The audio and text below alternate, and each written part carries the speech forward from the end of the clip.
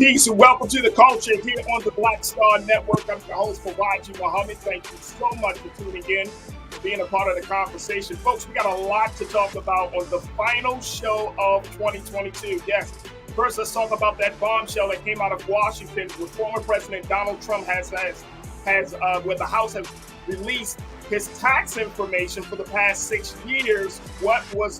What was discovered, and we got so much analysis around that. Let's talk about it. Also, I want to talk about this situation in Buffalo, how the Buffalo blizzard may have racial implications. We're going to check in with Lauren Burke to get some insight into this latest data from the Washington Post. Also, later on, let's talk about new evidence and an audio leak in the case of Tory Lanez. Yes, the trial is over, but there might be some new evidence that may sway the court of public opinion. And then later, the big moments of 2022, what did we learn from this past year? I'm not asking just to identify the moments. I'm asking, what did we learn? We'll have that conversation. So stay with us. All of that and a whole lot more in today's edition of The Culture right here on the Black Star Network. Let's go.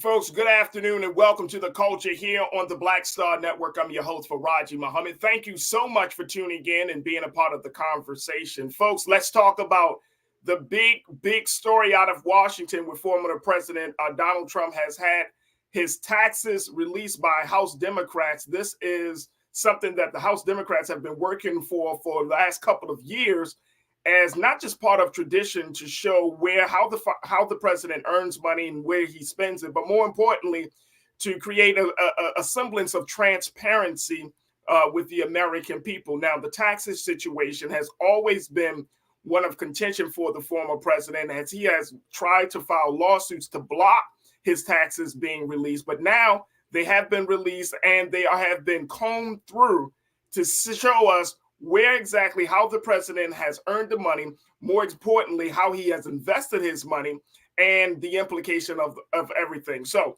we want to check in with our brother Michael Brown, who is a former finance chair for the DNC, to give us the latest about this whole situation. And considering President Trump is back on the campaign trail for the 2024 election, will this be a way to take the former president off track? All right, let's go to Michael Brown. Michael, thank you so much, brother, for checking in this afternoon.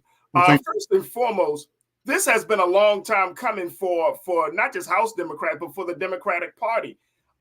Is the hype to this moment, it doesn't measure up to what has actually been seen in the former president's taxes? Well, first of all, again, thank you for having me, and Happy New Year to you. Happy New Year, brother. And your viewers. There's several different pieces related to his taxes of why he has fought so hard for years to keep them secret. When you are when you're an average Joe, you certainly have your right of privacy. But when you decide to run for public office, in particular, in this case, run for president of the United States, there is some tradition and some smaller laws that do say, hey, you need to be transparent. We need to know where you've gotten your money to make sure there are no conflicts of interest, to make sure that to see where your debts are and who holds your debts over your head, to see what kind of leverage a foreign government may have, or even folks here in the United States. But I don't think that's really the issue he cares about the most. What he cares about, and the reason he has fought so hard for years, is he doesn't want people to see that he is not, let me spell that, N-O-T, not a billionaire. Because it's an ego issue for him. As you know, President Biden released 27 years of his taxes because he has nothing to hide. He's not trying to pretend that he's a billionaire. But when you have focused on Forbes magazine's list, and Forbes doesn't do a lot of vetting. Somebody turns in their sheet and says, I'm worth, $5 billion. They believe the person. They don't ask for their tax returns.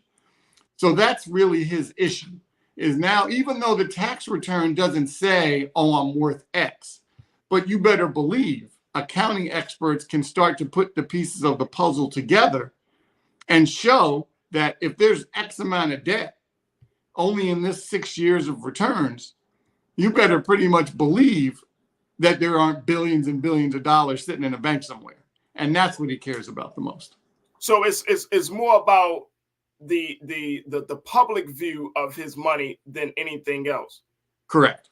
And the Ways and Means Committee on the Hill, they do have a legislative interest in this, because what they want to do is make that small law a much larger law, that once you become president while you're campaigning, yes, you need to turn over your taxes for legitimate audits.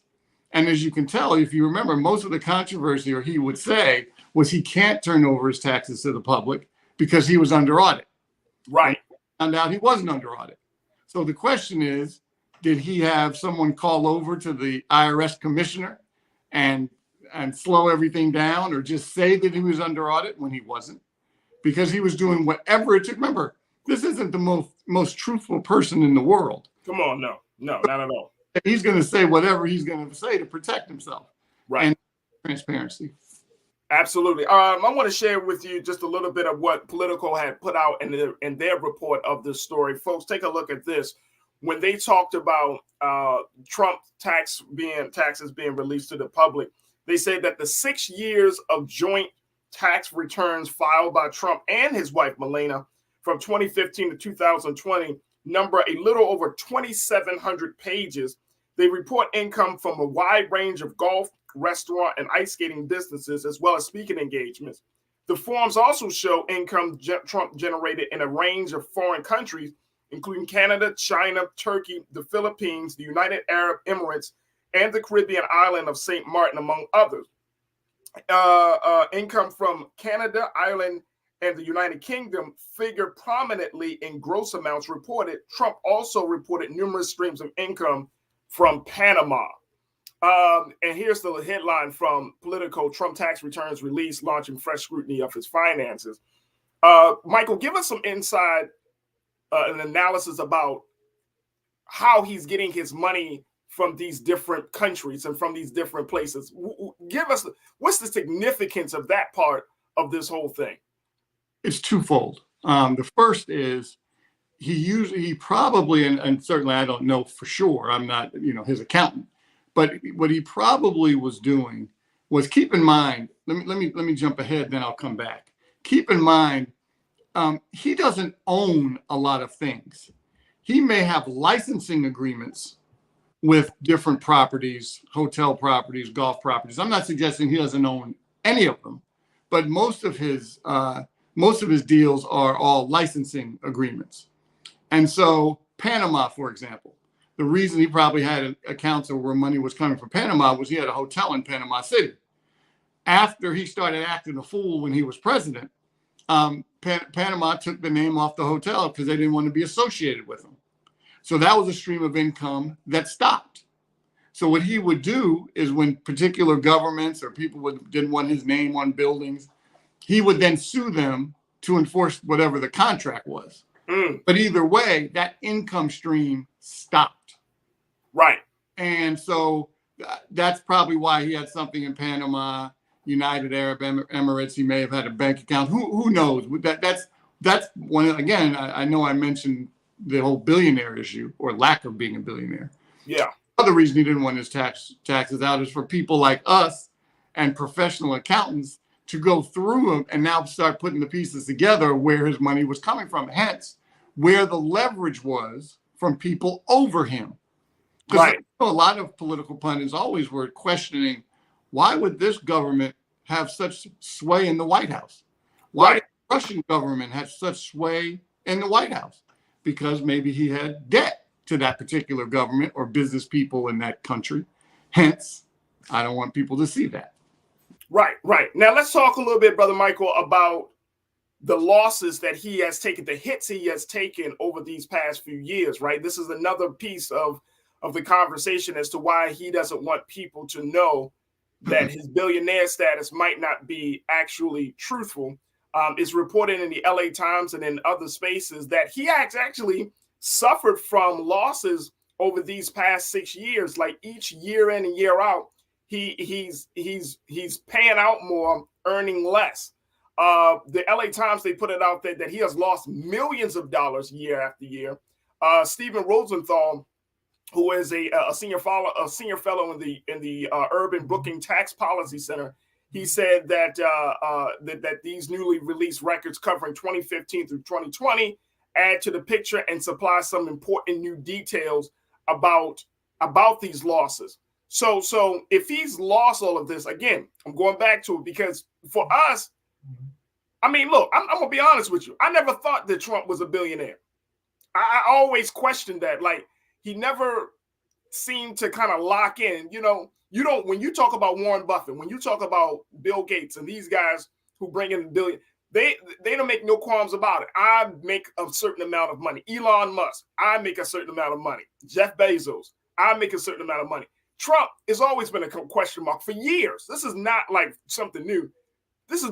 Trump been on the scene for 30 years, and he's always had his question mark. So talk up to us about what is the point of understanding that he's actually beginning losses. Does that add to the case of him putting out the big lie to try to raise money around that so he can recoup some of the losses? Is that part of the conversation? I mean, you got to, if you consider him a hustler and a con.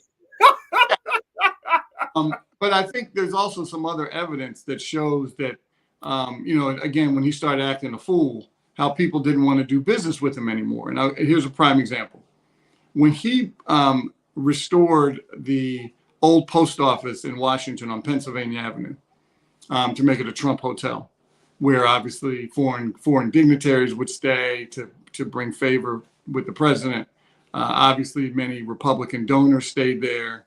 Not a lot of Democrats would stay there or even eat there. But when he's in office, clearly that was one of the ways to show that you were a team player. But if you are a kind of businessman that he claims he is, and you have, for whatever reason, got that property, and then you sell it, one of your more lucrative properties in your whole portfolio, that's some of the evidence that clearly they were running out of money, they being the Trump organization or the Trump family or whoever you like to equate to that.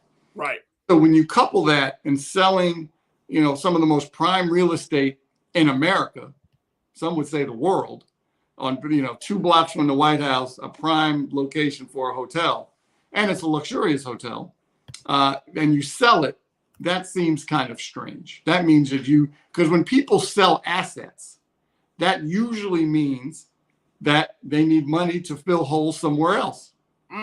And because of that, it's now you see the losses, the actual losses that he was taking for who knows what businesses he was taking losses on.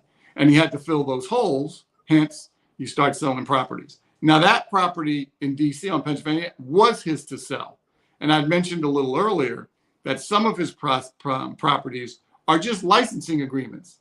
It's somebody's property, and he puts his name on it, and they pay him for that. Right, because of the strength of his brand. And Right. That was generally at the time, before all of this, before he got into the White House, his brand was still strong. It was a luxurious brand. I mean, yeah. We can certainly, you may not have to like it, but it was, Right. Which to me, editorial comment for a second, I always found strange because his base, I know everybody's so sensitive about his base. His base can't afford a $35 cheeseburger at the Trump Hotel. His base can't even afford any of his properties or his steaks when they were in business or his wines. And it's so interesting to me that they have been so gullible about he's one of us. No, he's not. Right, far from it. Hey, you can't even go to his hotel. You can't buy his steaks and wine when they were in business. You can't buy his ties, which were made in China, by the way. And so it's just such an odd dichotomy of who his supporters are and who he caters to. Yeah, absolutely. Folks, we got to take a quick pause. When we come back, when we come forward, we're going to continue the conversation with Michael Brown, former DNC finance chair, about the releasing of former President Donald Trump's taxes, and certainly get your comments on this as well. So stay with us. A lot to cover here on The Culture, right here on the Black Star Network.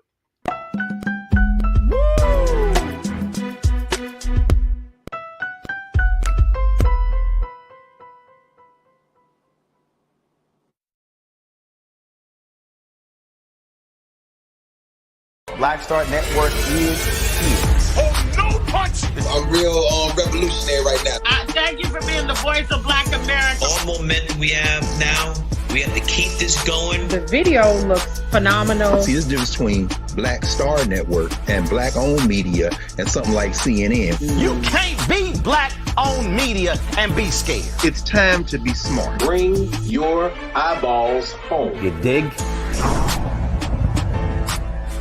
When you talk about blackness and what happens in Black culture, we're about covering these things that matter to us, speaking to our issues and concerns. This is a genuine people-powered movement. There's a lot of stuff that we're not getting. You get it, and you spread the word. We wish to plead our own cause. Too long have others spoken for us. We cannot tell our own story if we can't pay for it. This is about covering us. Invest in Black-owned media. Your dollars matter. We don't have to keep asking them to cover our stuff. So please support us in what we do, folks. We want to hit 2,000 people, $50 this month, raise $100,000. We're behind 100,000, so we want to hit that. Y'all money makes this possible. Check some money orders. Go to P.O. Box 57196, Washington, D.C. 20037-0196. The Cash App is $RM Unfiltered. PayPal is R Martin Unfiltered. Venmo is RM Unfiltered. Zelle is Roland at RolandSMartin.com.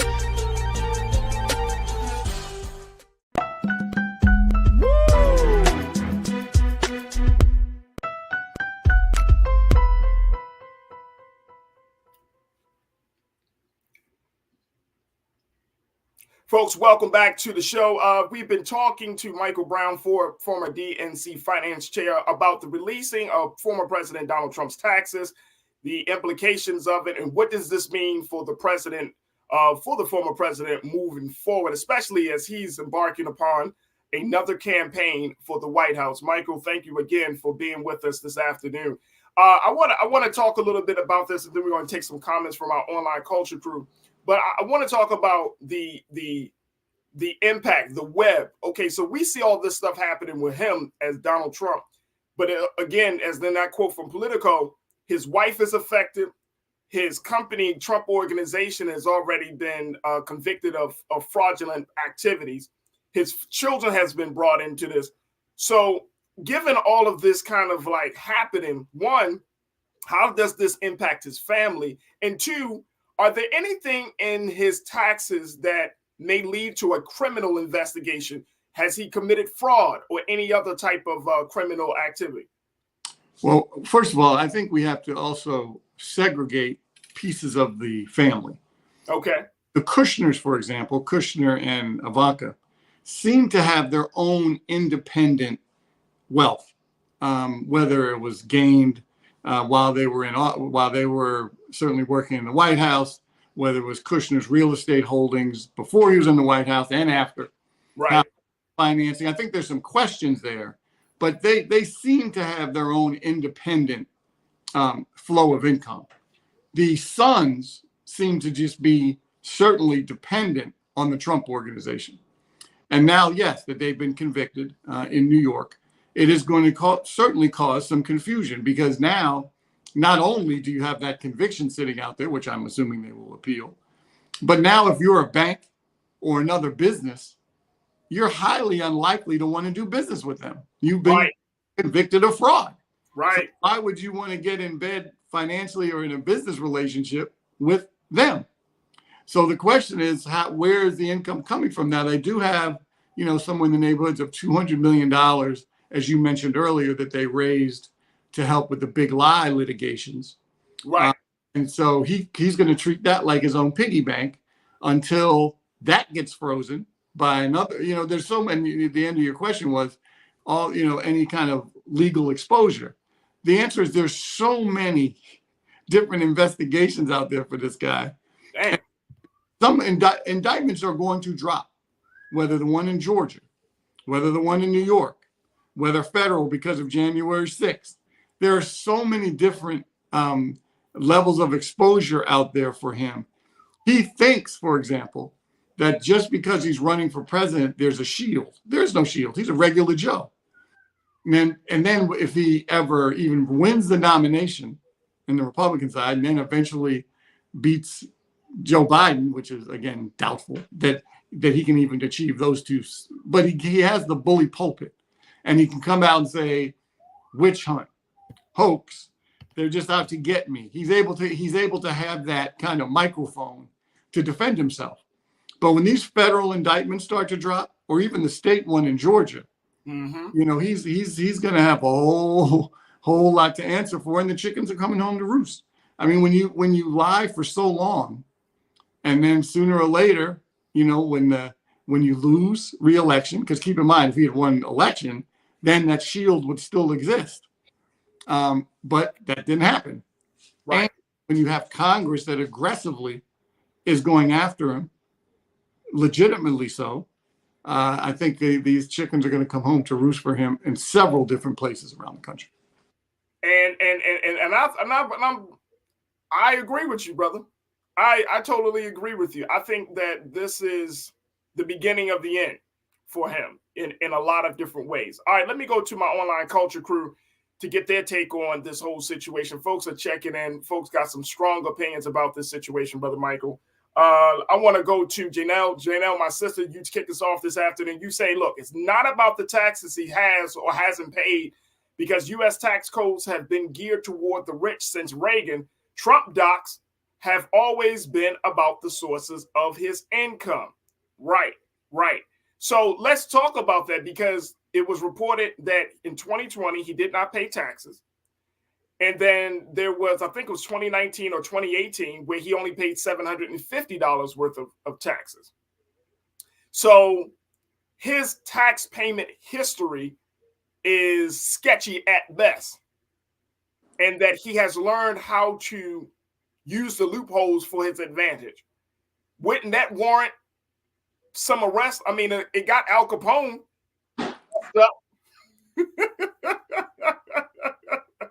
That's clearly correct.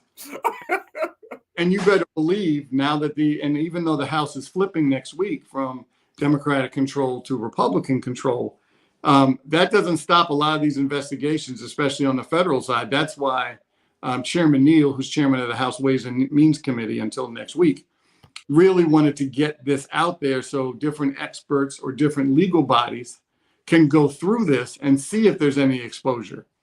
Because again, once you can investigate, now that you have the documents in front of you, everything else before this was all speculation. Now it's not speculation. Now you can see when he signed his taxes, that's a federal document. And so if you lie, commit fraud, inflate values of properties, or decrease values of properties for tax purposes, all that is considered fraud, tax fraud in particular. So we just have to wait and see how this continues to churn over the next, year, maybe even two. Yeah, absolutely. Sharon, you checked in. Sharon Brooks, good to hear from you. You say, look, it's a shell game. Burying your ex-wife on your golf course for tax break. Law and Order music playing in the background. Laughing emojis. It is a shell game. It's a shell game that I think Trump has learned how to master. I never forget, Brother Michael, I was watching this documentary on Netflix about Trump. They talk to past associates, his partners. And I always think it's interesting that they talk to these people after the fact, right? And it's like, where was your consciences? Where was all of this type of moral authority when you were dealing with the dude? Like, Trump is the type of guy, he comes into the room, his reputation precedes him, right? And it's like, there's no way in the world you can go into any type of dealings with a man like Trump and not know something nefarious, backhanded, illegal about how he moves. And then, you deal with him, you get a little game, but then you get caught up in the system. Now you want to come out and act like, yeah, man, he crazy, man. Oh, man, he a criminal. Where was that like when you were dealing with him? And I just see it time and time again. You fall out of good graces with this guy. Now you want to be on the other side. Now you came to this kind of like epiphany of, you know what? He's really not good for this. He's not good for democracy. He's not, man, please. And for me, Michael, I'm just thinking to myself, shed those crocodile tears somewhere else, because you are just as complicit to this, and they're serving as an enabler for this man than any of his base followers. I mean, you just laid it out perfectly. That's exactly, and he preys on that. He knows what power means. And when he pulls people in close to the power structure, they know they're getting something out of it too. It takes, the level of courageousness of the Republicans during the Richard Nixon administration, because it wasn't Democrats that went to him. It was Republicans that went to Nixon and said, you got to go. Right. And let me ask you, and on that note, when we got to take our final pause, but let me ask you that. So these taxes come out. The GOP is looking to, and I was reading about this, the GOP is actually looking to try to create some policy where this won't happen again, where taxes may not be examined from either Republicans or whether they're talking about for president or in any other role or any other office. But the GOP is trying to essentially create a policy to accommodate secrecy. And the good thing is they can't get that done because the Senate is still in Democratic hands. And so if they want to pass a law, they still need the Senate to agree with them. Right. And these kind of election denying GOP members on the House side. That's why a lot of GOP members on the Senate side don't like the leadership on the House side, Republicans. They don't like these election deniers. They want to move on and really have a policy message. I'm not suggesting the Senate Republicans are perfect, because they're not. Right. And there are a couple election deniers, but they're more prone. They understand. See, they don't have a tight little district that's been gerrymandered that they just have to talk to an echo chamber of people that think like them. Senators have a whole state they need to deal with. And not everyone in these states are all election deniers. And so if they even want their own self-preservation to be reelected, they have to say, you know what, I can't co-sign on that. And that's why you see some comments from GOP senators saying Kevin McCarthy is not going to be able to lead or govern. Right. And that's why we know that the unwritten policy of the GOP is, if you don't agree with us, we'll just throw your ass under the bus. Right. We'll throw you under the bus, sir, because I'm not falling out of power because of your madness. Michael Brown, former DNC finance chair, I appreciate you, brother, for checking in with us this afternoon, giving us some analysis on this issue. Thank you so much, brother. Look forward to reconnecting with you, and Happy New Year. Happy New Year. Thank you very much. You're welcome. All right, folks, we got to take a quick pause. When we come forward, let's check in and talk about Buffalo, how the Buffalo Blizzard has now opened the conversation to racial implications. We're going to check in with Lauren Burke to give us some insight about this new data. Stay with us. That conversation is up next here on The Culture on the Black Star Network.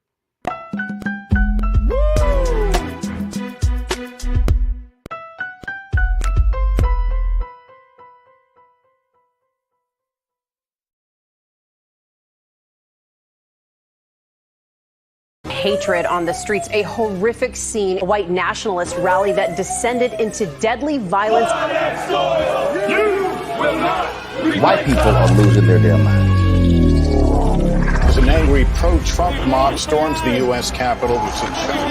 We're about to see the rise of what I call white minority resistance. We have seen white folks in this country who simply cannot tolerate black folks voting. I think what we're seeing is the inevitable result of violent denial. This is part of American history. Every time that people of color have made progress, whether real or symbolic, there has been what Carol Anderson at Emory University calls white rage as a backlash. This is the rise of the Proud Boys and the Boogaloo Boys. America, there's going to be more of this. Here's all the Proud Boys, guys. This country is getting increasingly racist in its behaviors and its attitudes because of the fear of white people. The fear that they're taking our jobs, they're taking our resources, they're taking our women. This is white fear.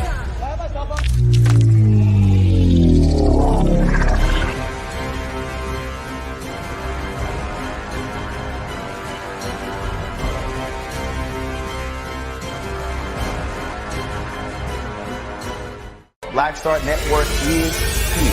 Oh, no punch! I'm real revolutionary right now.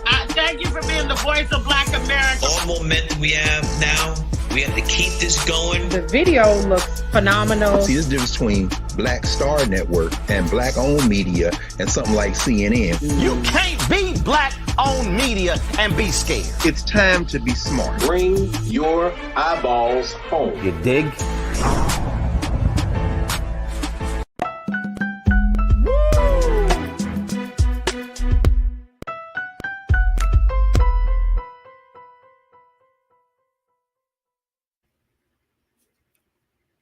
All right, folks, let's switch gears now to have a conversation about the Buffalo blizzard. Now, earlier this week, we reported that the blizzard dropped a whopping 50 inches of snow on the upstate New York City, and it has caused many people to question about city preparedness for weather disasters such as this.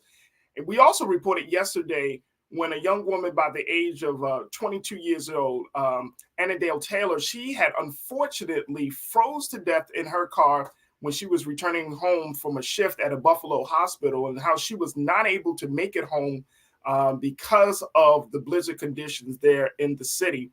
And as a result of that, it has brought a lot of attention to how Buffalo has handled this snowstorm, particularly in Black communities of the city. Now, there's been a new report that was just released, folks, from the Washington Post that said that, and I would take a look at this here. Here are the numbers, and then we're going to check in with Lauren Burke to give us some more insight. But take a look. According to the Washington Post, while Black people make up 14% of the population in Erie County and 33% in Buffalo, they account for 51% of the storm's deceased.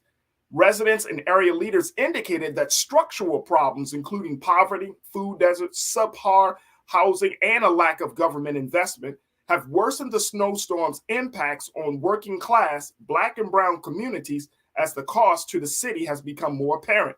Those neighborhoods surrounding more affluent and whiter suburbs appear to be more prepared to respond to the historic snowstorm, even having their power restored faster and roads plowed quicker.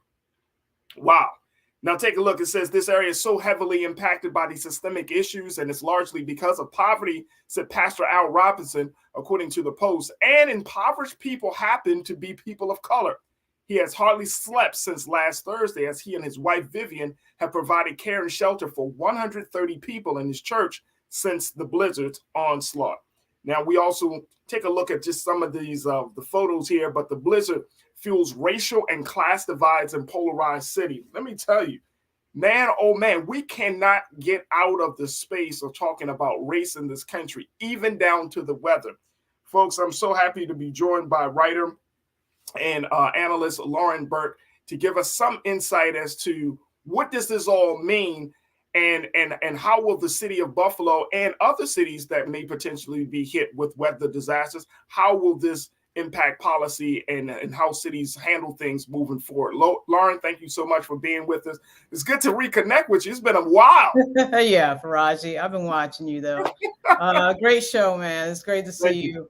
Great to be talking to you. Absolutely, absolutely. So, Lauren, what do you make of this? Like, I mean, it's one thing to already have, and again, we're going back to the story of the young sister, 22 years old. Right. Unfortunate situation. But now it's like, even in a weather disaster, race and politics still play a part. And now they're saying that, according to the Post, of this whole snowstorm, that these white areas, they got better responses from the city. Snow was plowed. Like, how do we handle something like this? Now we got, along with all the other issues, if it rains too hard, if it snows too hard, we might still be hit with another challenge just simply because we're Black. Absolutely. Well, as you know, Farajii, Black people sort of over-index for poverty in this country, 28%.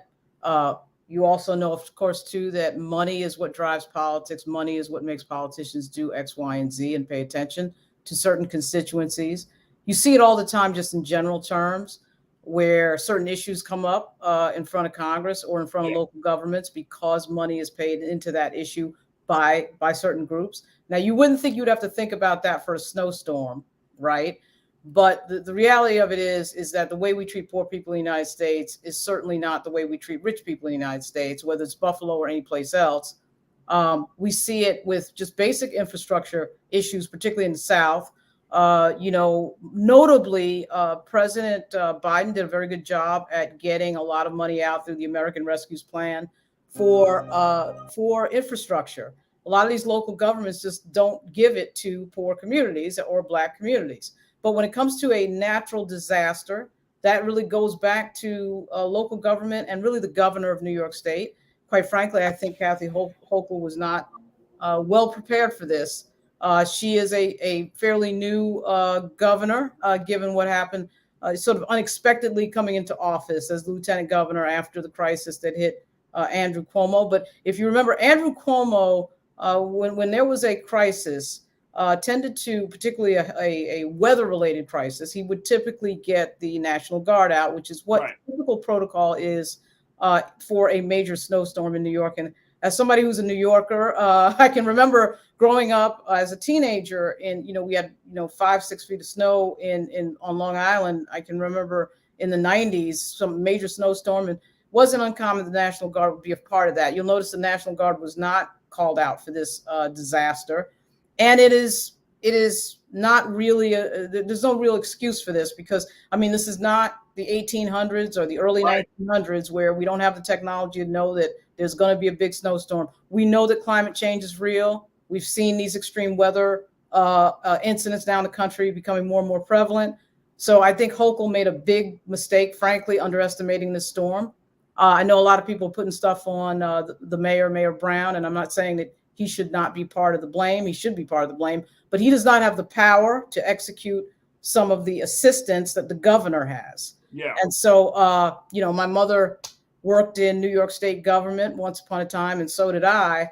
And I know what that looks like, and it doesn't look like what we saw last week. And there was just no excuse for people freezing to death and finding bodies outside and women, freezing to death in their car. And there was a baby that froze to death. This is not the type of stuff you should be hearing in the year 2022.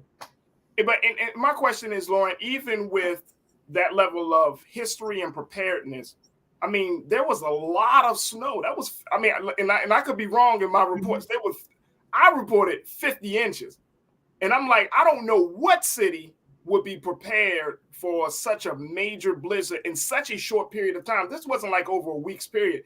This was pretty much like a weekend that this blizzard hit the city of Buffalo. What could a city do to prepare for something, for a hit that hard? Well, I think that the idea that, we didn't know it was coming, it was a big surprise. I don't buy into that a whole lot. No, me neither.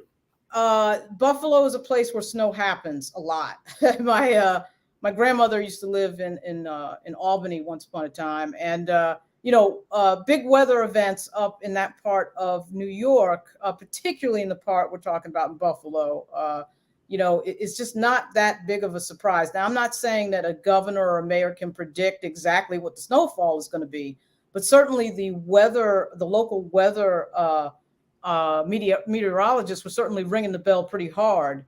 And, this is one of the reasons why, and I know in our part of the country where we kind of get these weather emergencies. If you're in Northern Virginia or Washington, D.C., a lot of times we'll get an emergency and absolutely nothing will happen. But you'll notice that the media does tend to overplay it. I would say that it's better certainly to overplay something and be wrong than to underplay it and be wrong.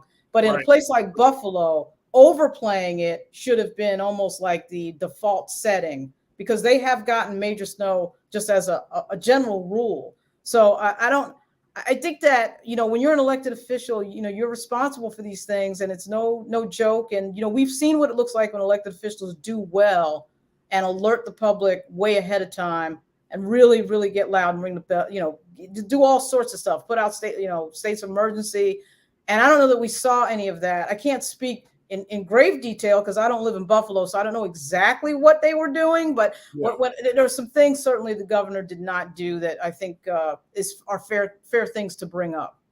Has there been any talk, Lauren, or any type of response from the city about this situation of people being people found frozen in different areas of the city, in the cars, the baby. How has the city responded to these? Well, they're still, I think, in the dazed and confused stages of this crisis. I just think that they're still, getting over the fact that this whole thing happened and that, frankly, they weren't prepared. And, as time goes by from the crisis and you look at these numbers building, I think it was 39 dead or 40 dead. And of course, half of those people are Black. There's going to have to be some sort of obvious after action report and some sort of obvious after action conversation about why this happened, because that absolutely should not be happening with the level of technology that we have, not just around meteorology, but the ability that we have in our society now to communicate to a large group of people in a short period of time is a hell of a lot better than it was in the 1980s and 90s.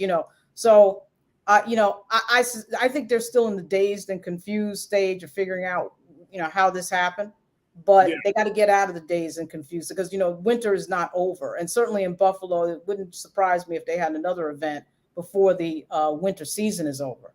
Wow.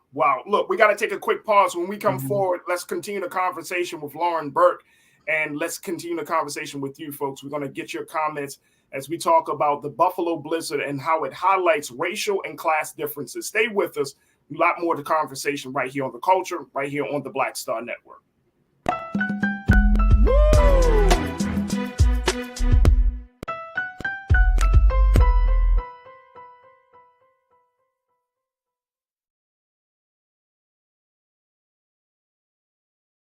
When you talk about Blackness and what happens in Black culture, we're about covering these things that matter to us, speaking to our issues and concerns. This is a genuine people-powered movement. There's a lot of stuff that we're not getting. You get it, and you spread the word. We wish to plead our own cause.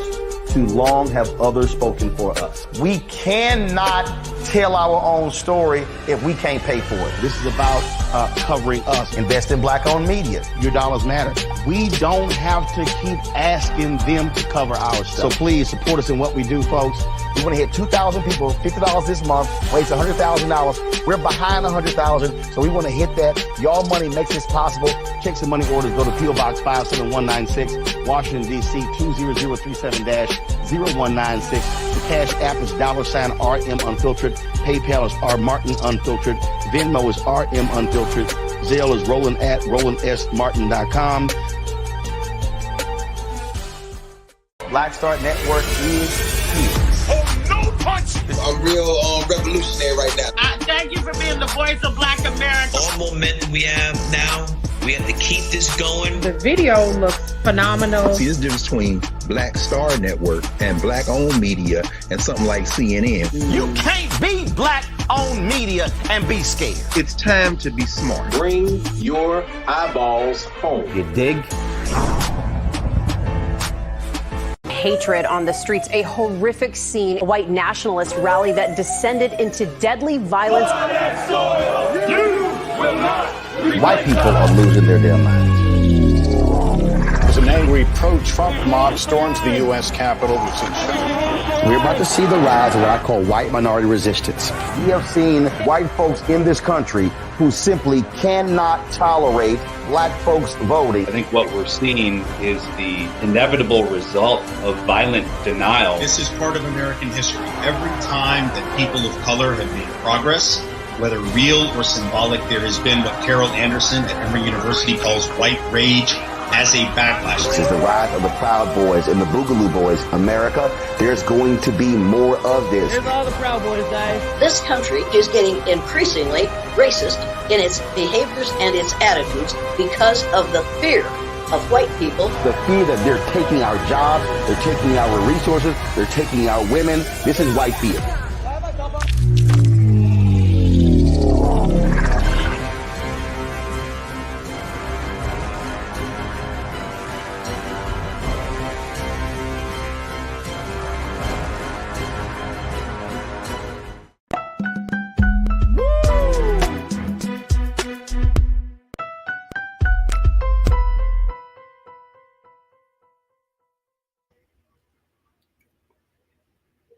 Folks, we have been having a conversation about the Buffalo blizzard and how it has highlighted racial and class divides in the city of Buffalo. We've been checking in with Lauren Burke, who is of Black Press USA and of the host of the Burke Files, and having this conversation with Lauren about what the implications are for this blizzard as we look forward. But the Black folks and Black residents of the city of Buffalo are suffering now as a result of this blizzard. And I can only say our hearts and prayers go out to them as they are trying to figure out how the city is going to help them out the situation. Let me go to Lauren. I want to bring you back into the frame, but let's go to our online culture crew to hear what folks got to say, because now there's just this ongoing sense of frustration. And unfortunately, you brought this up. Like whenever there seems to be a weather event or some sort of natural disaster, Black folks are at the brunt of it. We taking a hit for it, Lauren. And right. And I don't know about you. It's so overwhelming and yet tiring to see this type of disparity with, a natural situation, something that you would think would quote unquote unite people to come together and say, you know what, we need to help one another. We need to make sure everyone is good. But now it just seems like everything that comes down the pipe, whether it's from God or from man, it's just like we take the hit for it. And I'm not sure how to really manage that emotionally, mentally, because racism is so, it runs so deep in this country. Biases run so deep in this country. It's literally killing us.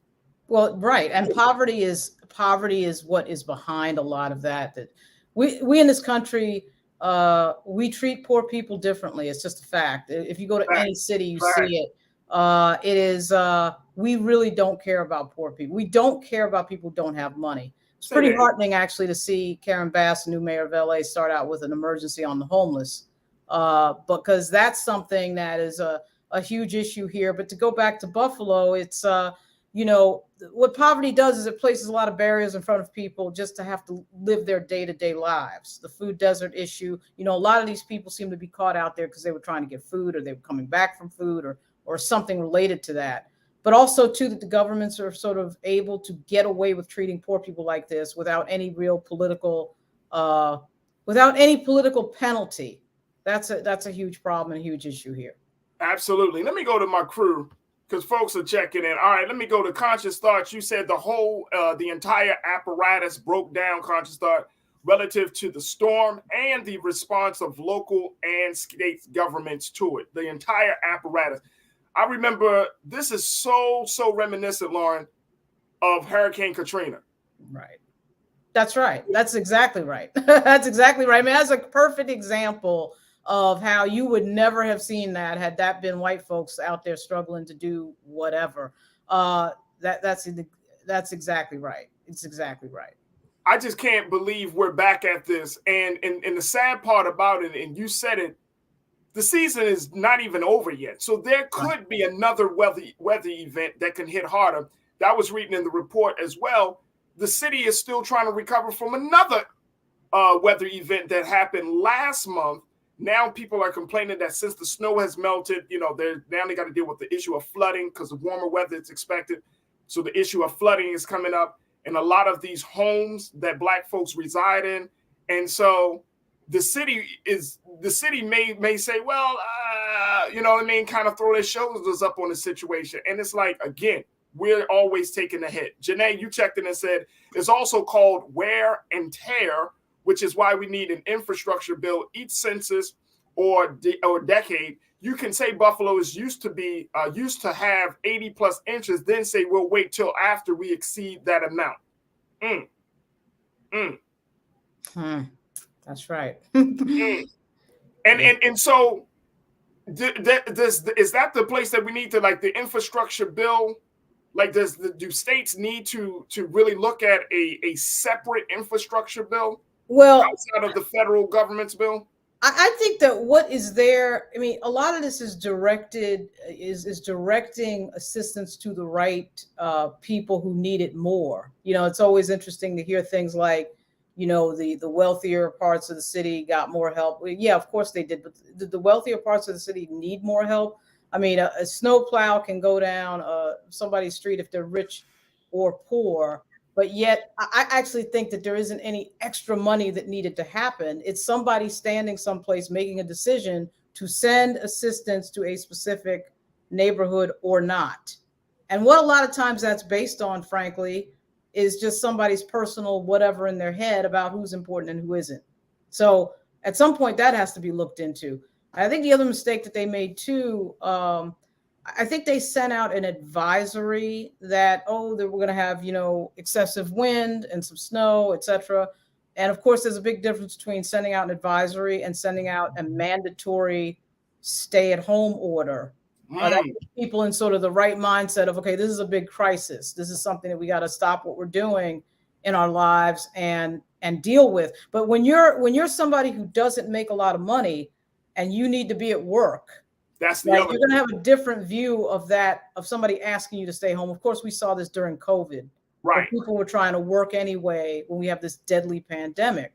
Fortunately, the term of Donald Trump ended and the term of Joe Biden started, and he really targeted some assistance to that particular mindset and that particular issue of the average middle class or lower middle class person making a decision to work and risk their lives doing so. And I actually think the same thing happened with this situation in Buffalo.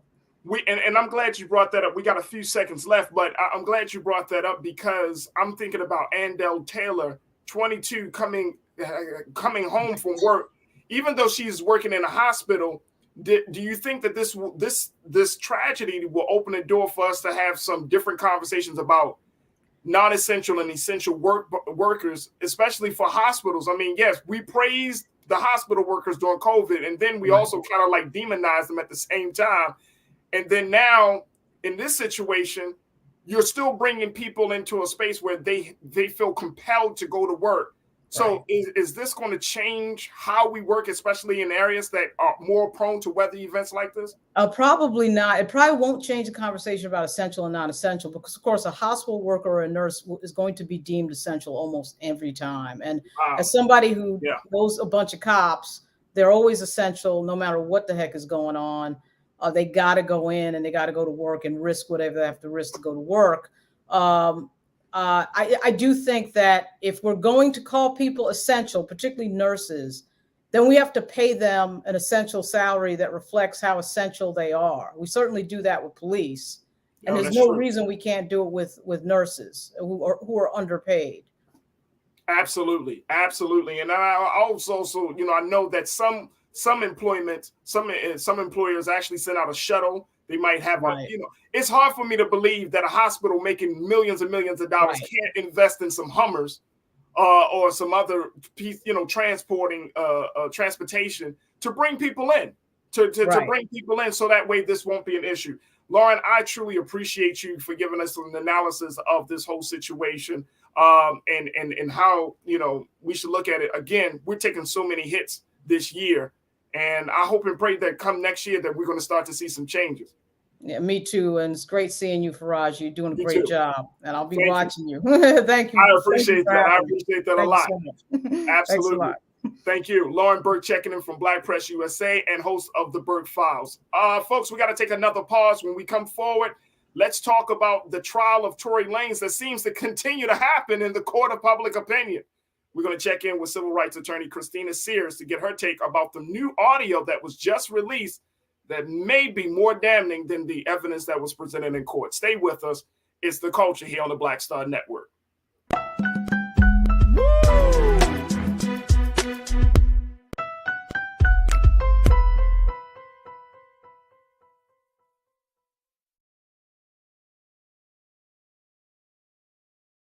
Folks, Black Star Network is here. I'm real revolutionary right now. Support this man, Black Media. He makes sure that our stories are told. Thank you for being the voice of Black America, Roland. I love y'all. All momentum we have now, we have to keep this going. The video looks phenomenal. See, this difference between Black Star Network and Black-owned media and something like CNN. You can't be Black-owned media and be scared. It's time to be smart. Bring your eyeballs home. You dig? Pull up a chair. Take your seat. The Black Tape. with me, Dr. Greg Carr, here on the Black Star Network. Every week, we'll take a deeper dive into the world we're living in. Join the conversation only on the Black Star Network. Hi, I'm Dr. Jackie Goodmartin, and I have a question for you. Ever feel as if your life is teetering and the weight and pressure of the world is consistently on your shoulders? Well, let me tell you, living a balanced life isn't easy. Join me each Tuesday on Black Star Network for a Balanced Life with Dr. Jackie. We're all impacted by the culture, whether we know it or not. From politics to music and entertainment, it's a huge part of our lives, and we're going to talk about it every day right here on The Culture with me, Farajii Muhammad, only on the Black Star Network.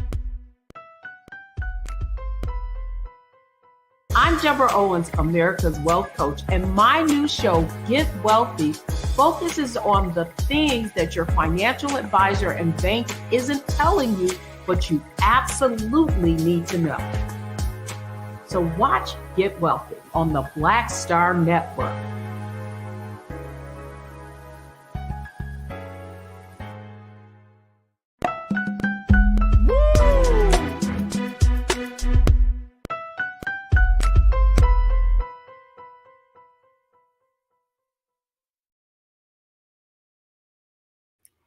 Folks, welcome to The Culture here on the Black Star Network. I'm your host, Farajii Muhammad. This is officially the last show of The Culture for the year of 2022. And I have to say, what a year it has truly, truly been. All right, folks, we're going to continue the conversation as we talk about this trial that continues to take place, even though the verdict has already been rendered.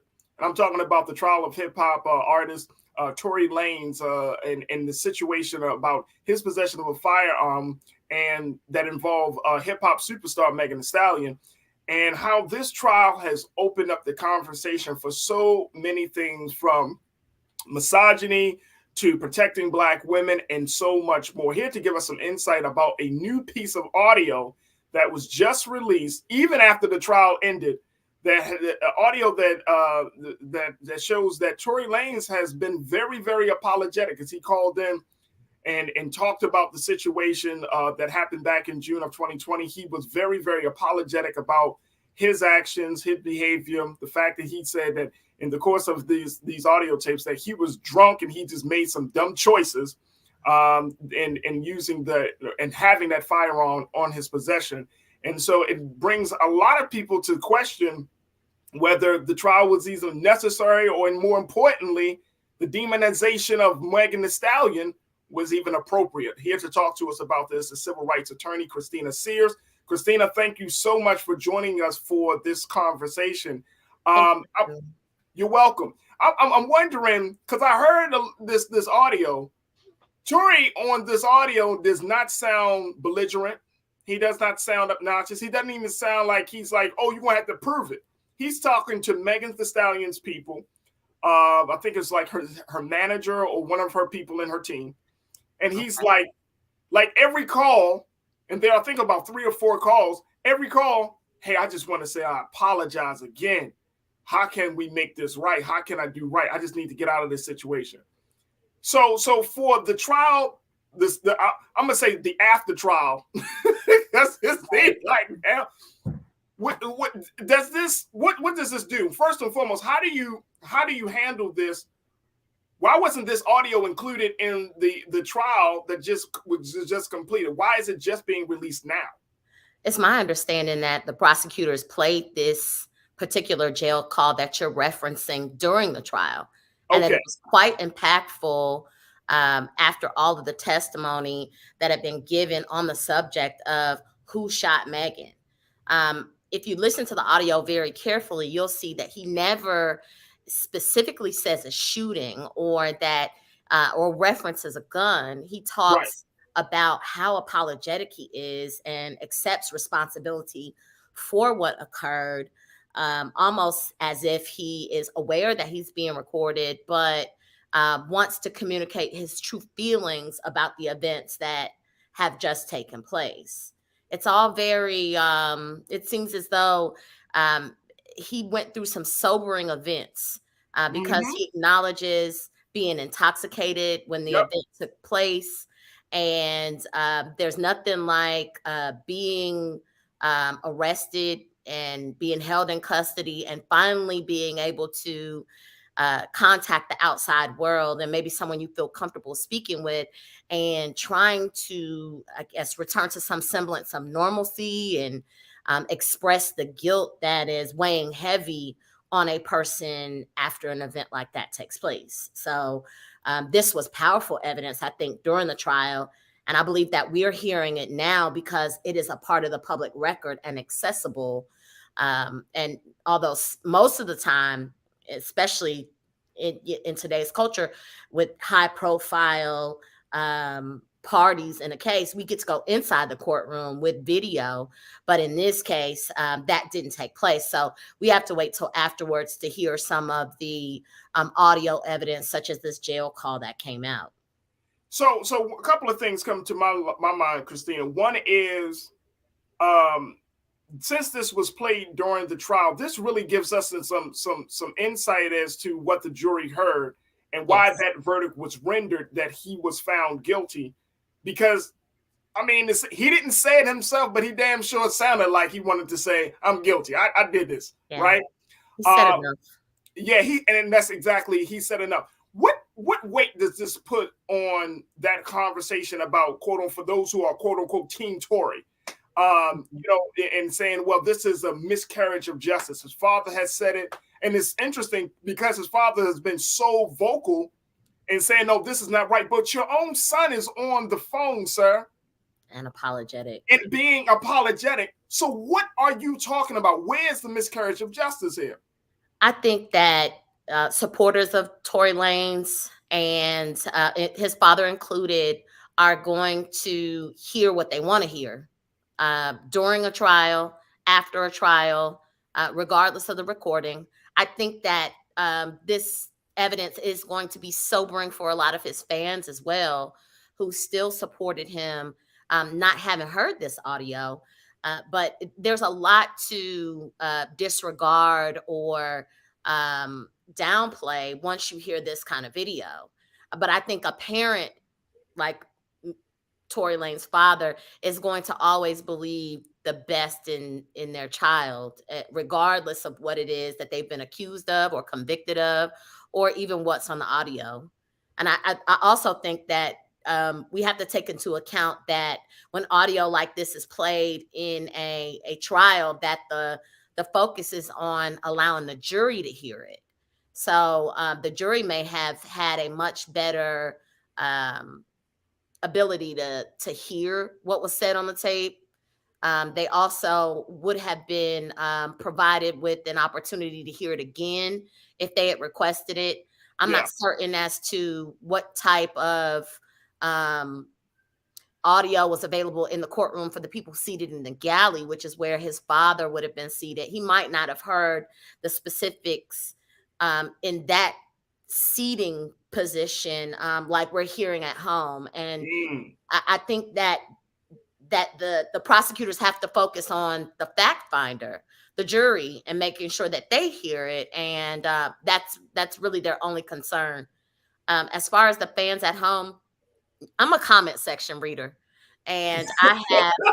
So am I, Christina. So am I. Since this audio came out, I've looked at the comments, and there has been a change in the tone and tenor of supporters.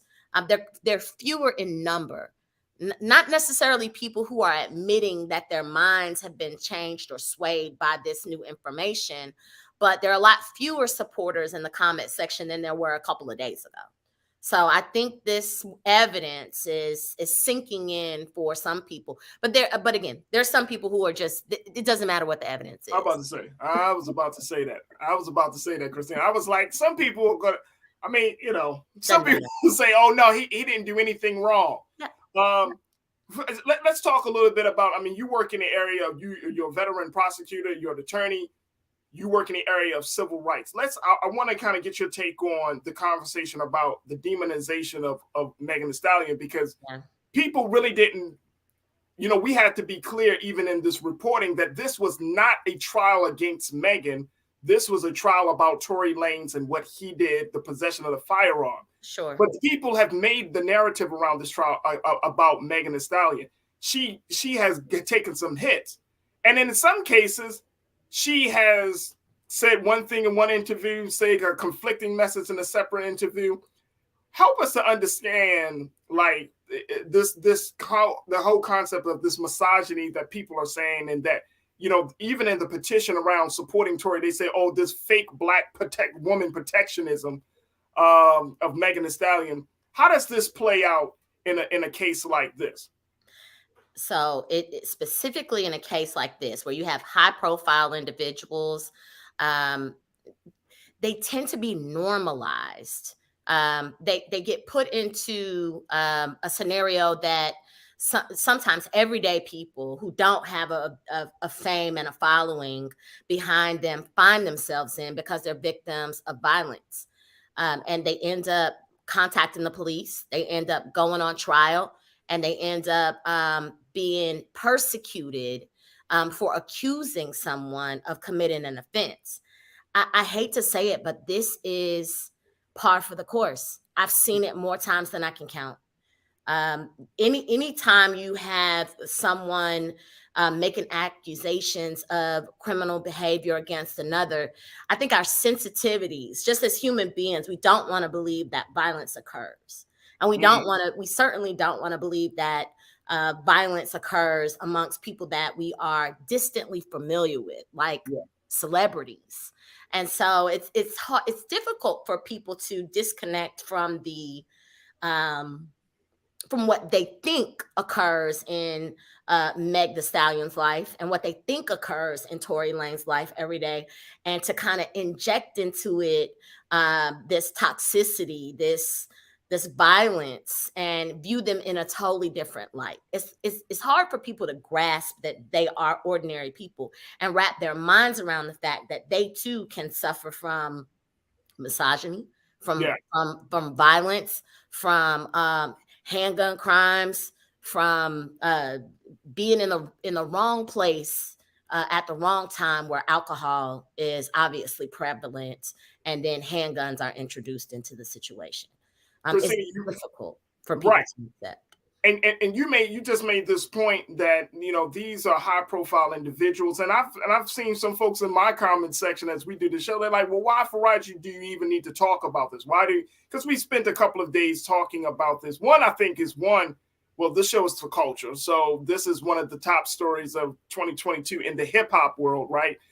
But then two, I think that there is something that we can all kind of glean from this situation, dealing with like the situation, the issue of misogyny, domestic violence, black men, and you know, the whole gun possession. But why do you think that we should have a conversation about this, even though this is from this only is occurring to two people, mostly two, who seems to be worlds apart from the quote unquote the regular folks?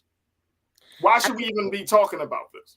I think we should talk about this because it will curb violence in the future.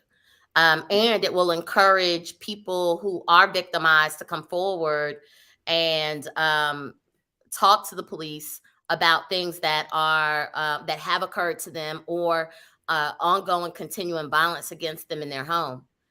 Despite how hard it is and how much they'll be victimized again through a trial process, it very well might save many lives. So it's important for us to keep talking about the issue of misogyny, and keep talking about the issues of gun violence, and to move those issues to the forefront every opportunity that we get, so that people are encouraged to change their behavior and to report the behavior when it occurs to them. Absolutely, absolutely. And we got to take a quick pause in a few moments, but one of our loyal watchers, Lana, checked in and said, this trial will impact Black future law decisions. Social media influence matters more than it should. This was a trial. This was like a social media trial. It was. Now, we know a lot of trials have kind of taken place on social media. I mean, we look at R. Kelly, we look at Bill Cosby, we look at some of these bigger trials that have hit the culture in social media. But do you think that this will impact Black future Black law decisions? Does social media, has social media played such an important role in law now that like attorneys and prosecutors like yourself are, you go to these spaces to take a look what the sentiment is? I do. I read the comment section. I read the comment section of this particular case leading up to the trial. And I watched it during the trial just to see how the sentiment changed, because it helps me understand how jurors think and things that they need explained to them in a trial, questions that are raised in the comment section that are answered by other people in the comment section, sometimes, most oftentimes incorrectly, sometimes correctly. But I think what's most important is that media keeps talking about these events, these trials, these issues in our community, because we need to be shaping the conversation that occurs on social media. We need to be having more impact, more positive impact with hashtags like support Black women and believe women. And then we can see the change in the culture based on that push, sort of a top-down approach, influencing the culture to disregard past behavior and cultural ideology, like women are not to be believed, and that violence is a part of relationships, and that you shouldn't call the police when you're a victim of a crime. We have to change that narrative if we want to advance as a people, as a community. Absolutely. We got to take a quick pause. When we come forward, we'll continue the conversation with veteran attorney and prosecutor Christina Sears. We'll get your comments from you as the online culture crew, and so much more. So stay with us. It's The Culture here on the Black Star Network.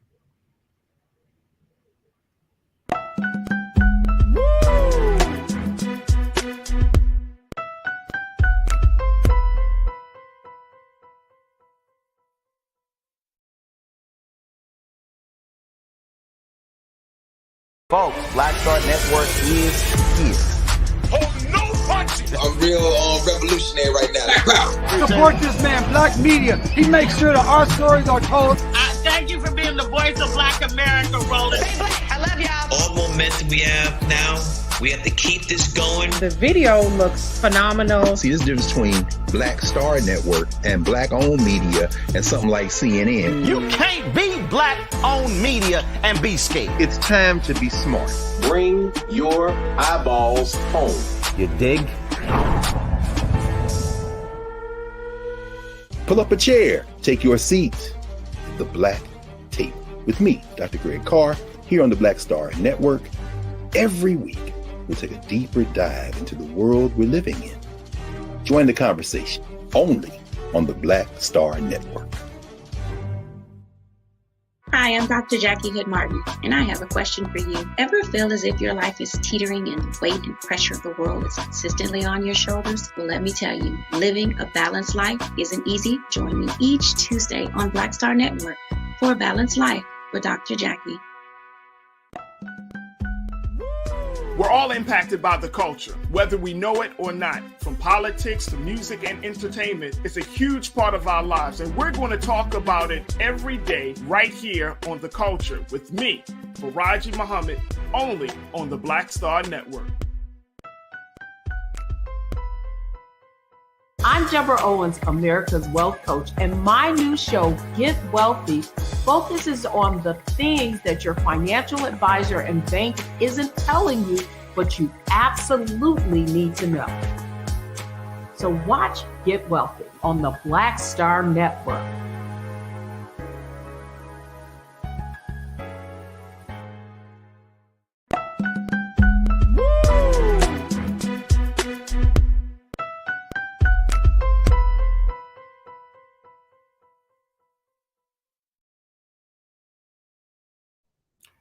Folks, welcome back to the show. We've been talking to veteran attorney and prosecutor Christina Sears as we talk about some of the new the audio that was leaked during the trial of Tory Lanez, hip-hop singer and rapper Tory Lanez, and audio that showed that he was very, very apologetic about what happened 2 years ago with the shooting between him and Megan Thee Stallion and others in that vehicle that night after they came home from a party. And he was apologetic in his audio. He sounded like he came to a moment of reflection in that audio. And this was audio that was presented during the trial, where it was determined that he was found guilty of a number of felony charges. Now he's expected to be sentenced in January, and there's even the talk of him possibly being deported back to his home country of Canada as a result of these actions. We've been checking in with Christina, getting her thoughts, and I would love to get your thoughts as well. So make sure you post your comments in our chat section as we're streaming live on YouTube and Facebook. Christina, I want to just share just a little bit of what folks are saying in our comment section, so you can see where people's heads are. Lana checked in and said a community with normalized violence and pain with famous people equal no good end. And I think that's the other part about this. I mean, you spoke earlier about the culture of not just domestic violence, but just violence in general, that this continues to be a problem.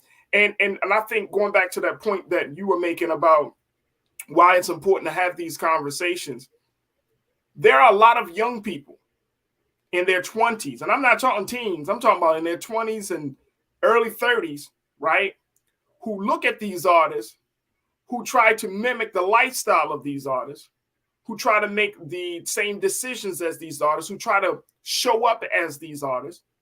And even though whether they want to admit it or not, highly influenced by how these artists move and how they live their lives, that they're looking at a situation like this and they might start to think it's okay to be one way or another, which is why I do think that we need to keep in mind that the culture is full of young people, not just older conscious folks. It's full of young people who in their 20s who would probably make the same decision. I mean, I've seen people, and I remember when the situation happened, and even now, that I've seen people make fun of a situation like this. And I said this on the show a couple of days ago, Christina. If you're shooting in the back seat of a vehicle, the close proximity of the actual vehicle, and you're shooting, the gun is going off, you really could have killed somebody. Very this easily. situation could have gone from bad to fatal in like 0.3 seconds. Very easily. Very easily. That's too So it's combined. like we can try to make fun of it. We can, say, oh, Megan is lying. Oh, it was just a toe shot. I saw another artist, Kodak Black, say, well, you just got shot in the foot. What's the problem? Like, you're supposed to be from the street. And it's like, bro, at the end of the day, she got shot in the foot in the back of a truck. Like, she could have got shot in the chest. She could have got shot in the head. We don't know how the bullets could have ricocheted off of somebody or something. Like, it could have been a very, very traumatic situation. So I think it's important that we even have to be more mindful about how we are looking at situations like this, because I'm starting to see, and I'm sure you're seeing it, that some of the most violent things that are happening in our community becomes fodder for social media. It's very true. I think we need to be appalled that she was shot at all. Right. And celebratory that her injury wasn't much more serious or fatal, and that she has recovered physically from it. But the trauma that comes along with being a victim of a violent crime is one that she will carry with her for the rest of her life. It's something that she will always be recovering from. Even though, and let me just jump in real quick, Christine, and say, even though she caused people to question her own credibility, the reality is she was still very traumatized. Very, very, very much so traumatized. And I think the trauma also is evidenced and compounded by the fact that she tried to cover up what he did and felt some responsibility for his well-being, despite the fact that he had victimized her. I think that's part and parcel. That's evidence right there of prior trauma or influence, cultural influence that she obviously that had some impact on her when she found herself in a situation I'm sure she didn't expect to be in. I think she probably believed that she'd reached a level of notoriety and stability where she wouldn't be confronted in a situation with someone who was equally accomplished or similarly accomplished, who had a lot to lose in this situation. I'm sure this caught her off guard. Oh, no doubt, no doubt. The other part of this, and I thought this was interesting, and I think this is part of the reason why I think, I see a lot of Black women in particular say you shouldn't have press charges and kind of move forward with this process, because her sexual history was put out there on Front Street during the course of this situation, right? At first, it was questioned whether her and how close was she with Tory. Then she admitted to herself that she did have intimate relations with her. And then, that kind of created this this effect where guys started popping up, the baby. Then Drake started saying something, and this person started saying something. Yes. And now this woman's sexual history is put out there on Front Street in a very, very unhealthy and again, traumatizing way. And I couldn't help but just to feel for the sister, because I was like, damn, man, again, it was fodder for the social media. And it just broke my heart, because I'm like, we are so quick to make judgments about people as if we don't make mistakes, as if we don't make certain choices in our life. And she's a grown woman. She can do what she chooses to do. But it was just it was just really disrespectful that she had to be put out there the way she did, just in terms of her sexual history. And I'm wondering, as a civil rights attorney, how much do you allow that person, if you're defending someone or even if you're prosecuting someone, how far do you go to try to create this narrative about this person as it relates to a case? You would be hard pressed to find a criminal case where the victim's sexual history or sex life at all is relevant in any way. I think that the prosecution probably tempered their allowing the defense to enter this information into evidence in a way that helped them to show to the jury that everything that the defense attempted to do in this situation was distract them from the obvious evidence that Tory Lanez shot Meg Thee Stallion. Her sexual history didn't have anything to do with him picking up a gun. Nope. Didn't justify him picking up a gun or shooting at her. So the fact that it came in at all is just that, a distraction point. And if I were defending someone, I would be cautious in that regard, because if the prosecution is allowing you to enter this evidence, then they're obviously going to talk to the jury at some point in closing argument about how you have attempted to distract from the ultimate issue, which is whether or not Tory Lanez shot her. Right. Who she had sex with could not be less relevant in that. Absolutely. Regard. I get it. We got a couple of moments left, Christina, so I'm so grateful for your time. So what happens next with Tory? He's scheduled to be sentenced next month. They're saying that he's looking at, I've seen so many different numbers out there in terms of 13, I think I saw 20 years. I saw that he could be deported back to Canada. What's the likelihood? What punishment is likely to take place here? So the sentencing range, the high end of the sentencing range in this case is 22 years. One of the offenses that he's charged with it involved the handgun, obviously. And so that has some sentencing enhancement capabilities. The next phase is going to be sentencing, and it's going to be another trial, essentially. the prosecution is going to make its case for whatever sentence it is that they're requesting from the court. You can expect their request to be on the higher end, if not the maximum end of that 22-year span of time. And then you can expect the defense to also put up evidence and testimony to mitigate what the defendant has been found guilty of, all the evidence that the court has heard, to maybe answer some questions, some looming questions that the court may have about why the defendant committed these offenses without disturbing any appellate rights that Mr. Peterson has. So I think every time one of these trials occurs, whether it's televised or we hear about it from trial correspondents, I think it serves to educate the populace about justice in America, about criminal justice, about things that we need to improve upon in our society.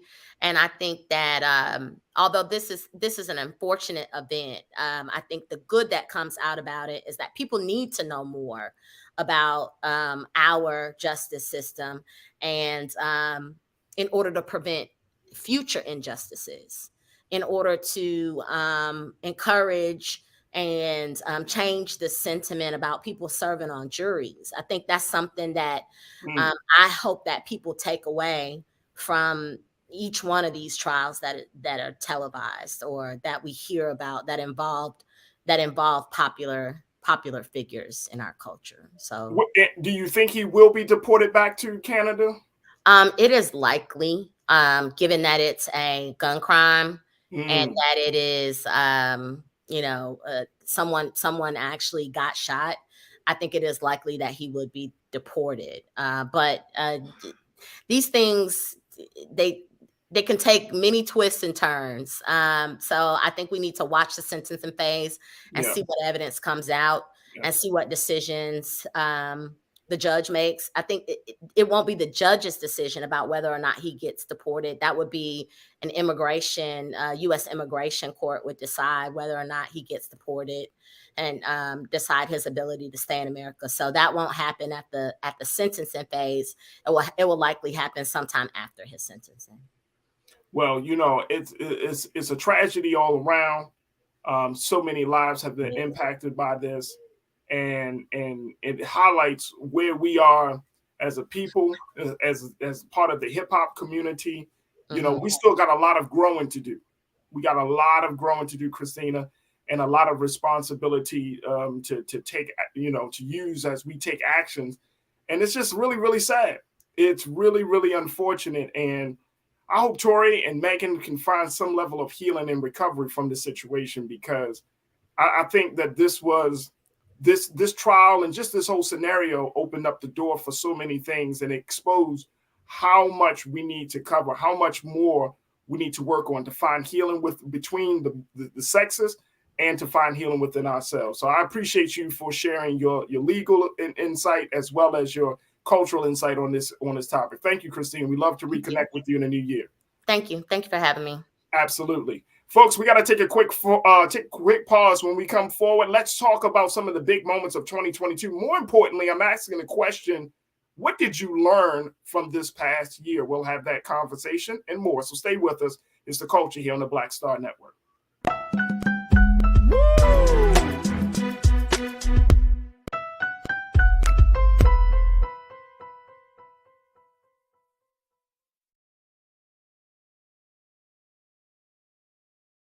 When you talk about blackness and what happens in black culture, we're about covering these things that matter to us, speaking to our issues and concerns. This is a genuine people-powered movement. There's a lot of stuff that we're not getting. You get it, and you spread the word. We wish to plead our own cause.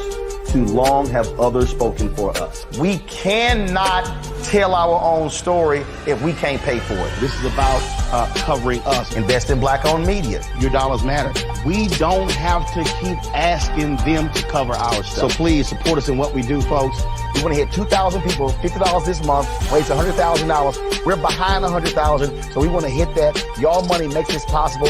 Checks and money orders go to P.O. Box 57196, Washington, D.C. 20037-0196. The Cash App is $RM Unfiltered. PayPal is R Martin Unfiltered.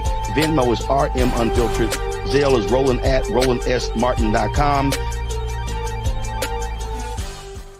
Black Star Network is here. Oh, no punch! I'm real revolutionary right now. Thank you for being the voice of Black America. All momentum we have now, we have to keep this going. The video looks phenomenal. See, there's a difference between Black Star Network and black-owned media and something like CNN. You can't be black-owned media and be scared. It's time to be smart. Bring your eyeballs home. You dig? Hatred on the streets, a horrific scene, a white nationalist rally that descended into deadly violence. White people are losing their damn minds. As an angry pro-Trump mob storms the U.S. Capitol, we're about to see the rise of what I call white minority resistance. We have seen white folks in this country who simply cannot tolerate black folks voting. I think what we're seeing is the inevitable result of violent denial. This is part of American history. Every time that people of color have made progress, whether real or symbolic, there has been what Carol Anderson at Emory University calls white rage as a backlash. This is the rise of the Proud Boys and the Boogaloo Boys. America, there's going to be more of this. Here's all the Proud Boys, guys. This country is getting increasingly racist in its behaviors and its attitudes because of the fear of white people. The fear that they're taking our jobs, they're taking our resources, they're taking our women. This is white fear.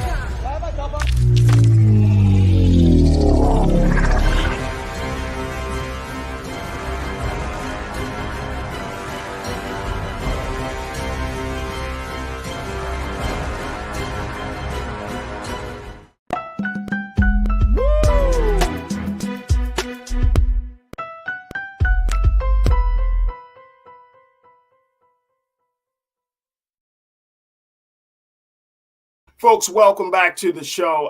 We got a final few moments here on The Culture as we close out our final show for 2022. And I just wanted to take the time to connect with all of you, my online culture crew, as we look at this past year and just ask ourselves, what did you learn?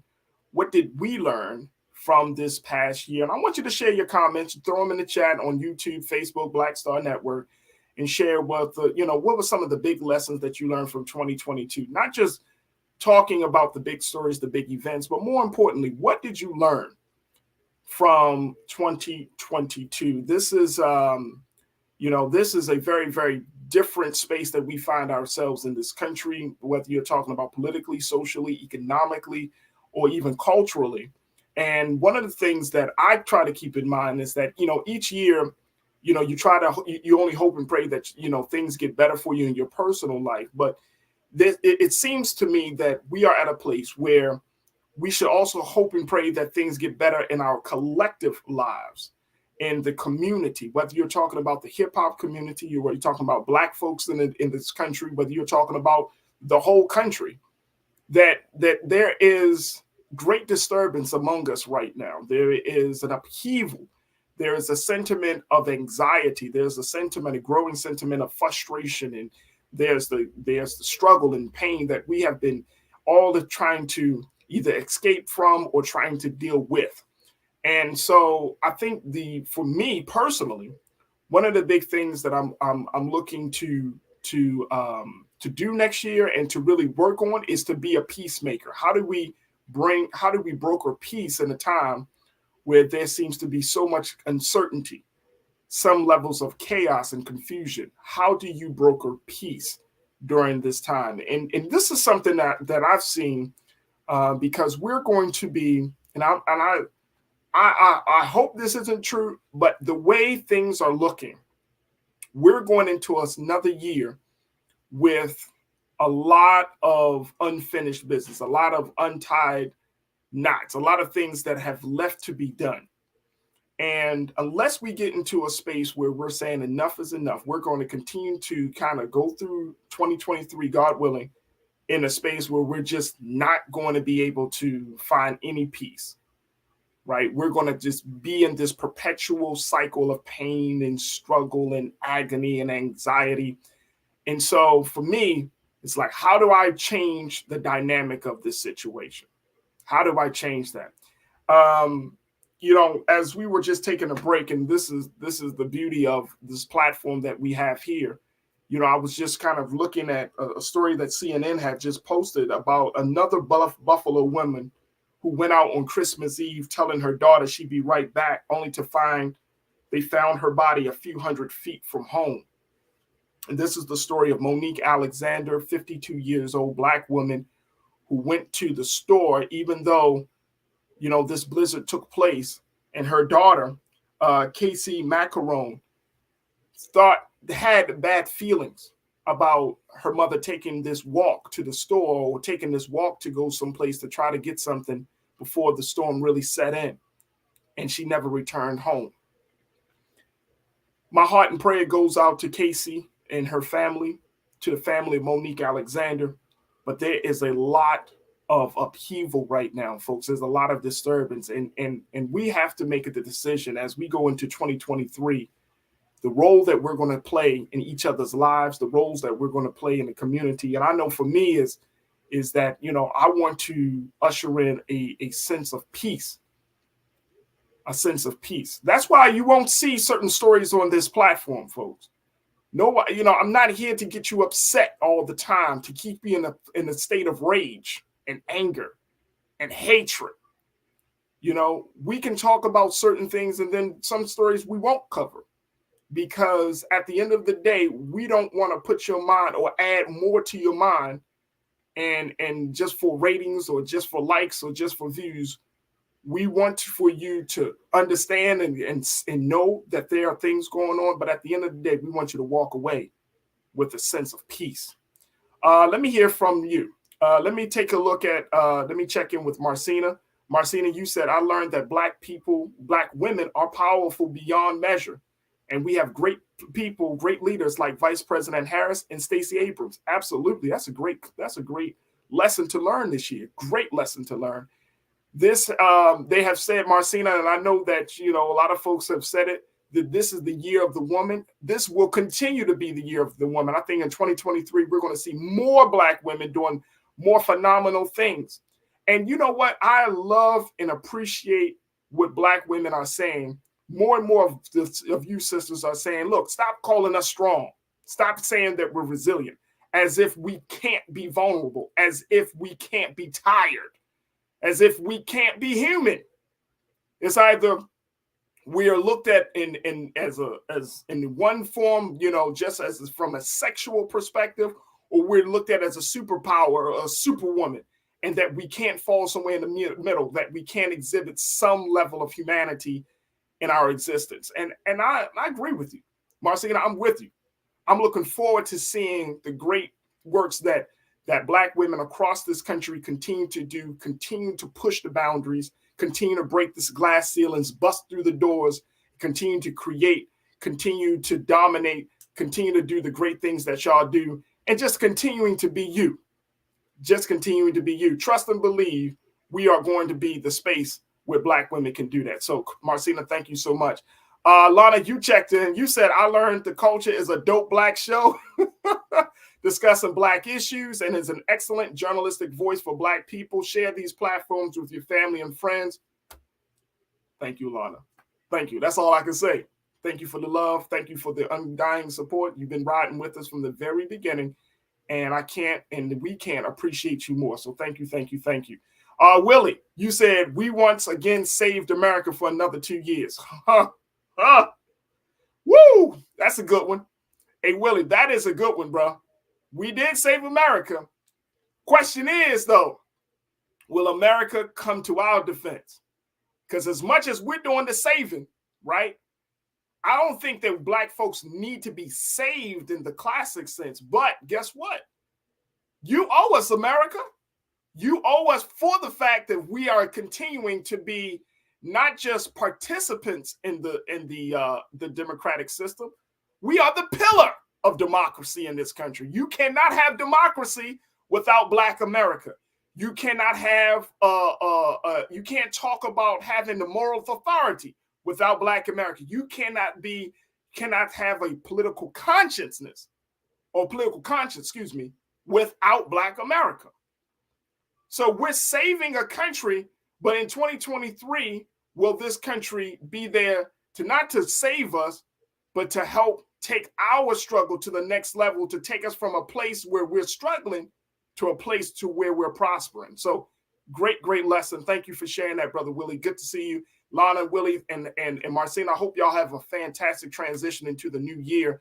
Sandy, you checked in and said, I've learned I cannot continue to pour into someone else's cup at the detriment of my own. Lord.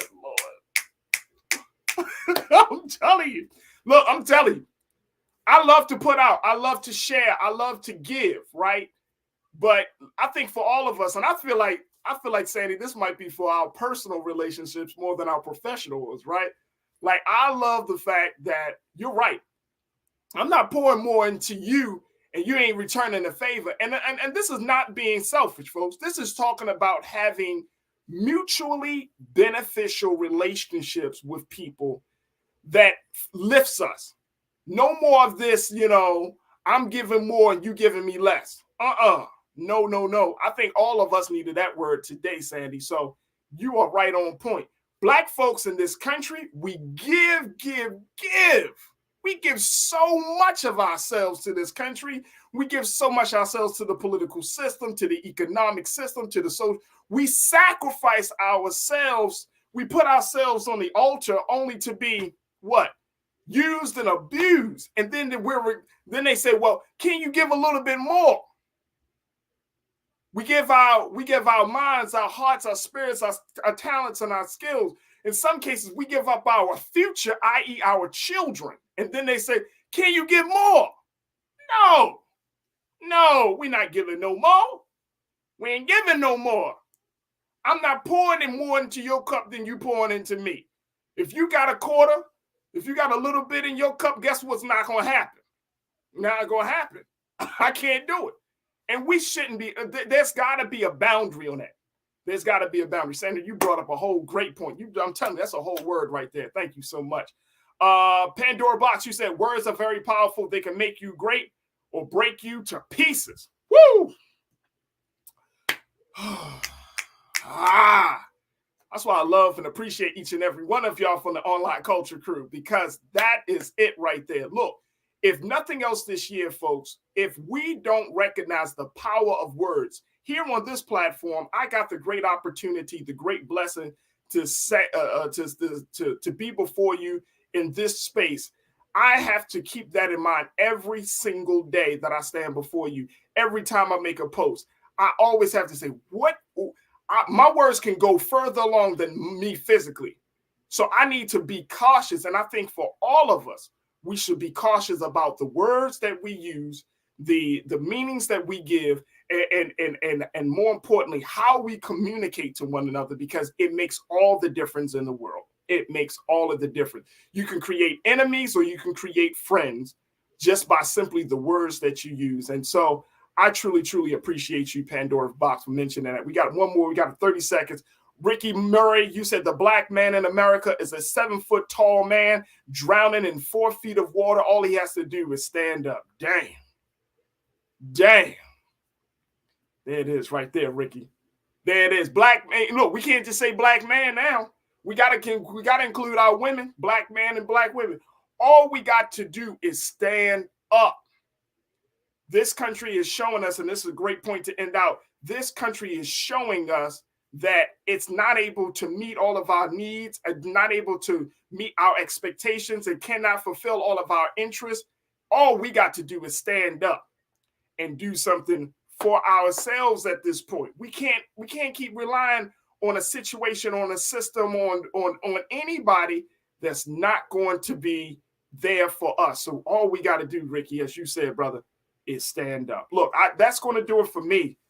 But I hope and pray, I really hope and pray that each one of us is able to make the peaceful transition into the new year. I know it's a lot of, sometimes this is something that I've been taught, and I'm going to say this very quickly. We always been taught to kind of come into the new year or to take out 1 year and go into the new year in a bang. I encourage us to try something different, that we go into the new year in a state of peace and reflection, that we go into the new year in a state of prayer. We go into the new year in a state of solemn hopefulness, right? Being hopeful, but at the same time, we go into the new year being quiet. Being quiet.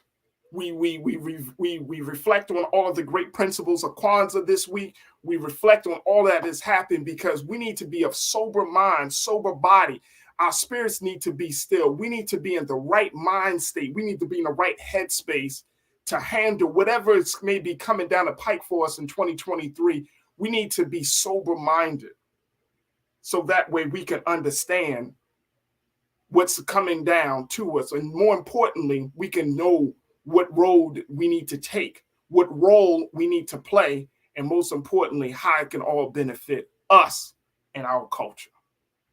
Man, oh man, I thank each and every one of you for a fantastic year here on the Culture on the Black Star Network. Make sure y'all continue to support us. We are doing the great work. We are trying to continue to have these conversations. My sister Lana always say, this is Black news. We need you to support Black news. Go to our website today at blackstarnetwork.com. Make sure you support us financially, share the content, download the app, and continue to support us. Also follow us on social media platforms on IG and Twitter and Facebook, Black Star Network, and just continue to show your love and stand up for Black media. Also, while you're online, make sure you follow me, yours truly, Farajii Muhammad, at The Real Farajii on IG, Farajii on Twitter. And God willing, folks, God willing, that we get through this transition up to the new year in a better space, in a peaceful space, in a space that's good for us and our families. And God willing, we'll reconnect with each other on Tuesday, folks, of next week for another exciting edition and the first show of the Culture of 2023. Thank you to my team, King Keenan, Ariel, Joe, my control room. Thank you. Stay tuned. Up next is RMU, Roland Martin Unfiltered. As always, never be afraid to challenge what's wrong. Stand for what's right while being yourself in the process. God willing, we'll reconnect in the new year of 2023 here on The Culture, right here on the Black Star Network. Happy New Year. Thank you for tuning in.